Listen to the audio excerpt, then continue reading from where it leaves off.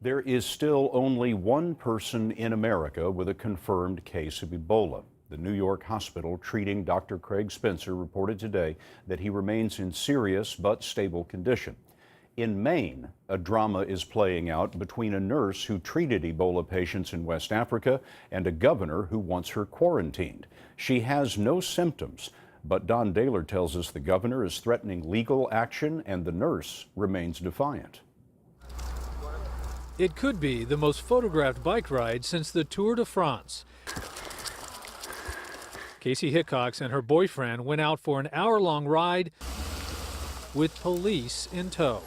It was the second time she has ignored the quarantine. Last night, she came out to speak to the press. We have to make decisions on science, and I am completely healthy. You know, you could hug me, you could shake my hand. There is no way that I would give you Ebola. And to prove her point, she shook hands with one of the reporters. Oh, thank you so much. Maine's Governor Paul LePage announced today the negotiations with Hickox have failed and that he will exercise the full extent of his authority allowable by law. So she just doesn't want any restrictions. And the fact that she took a bike ride today just kind of... She's pushing my patience. Hickox says she continues to take her temperature twice a day, and a state health official visits her every day. On the other side of the country, in Redwood City, California, Dr. Colin Bucks is in a modified quarantine after returning from Liberia. Unlike Hickox, he is not trying to leave the house. Today, he spoke via Skype.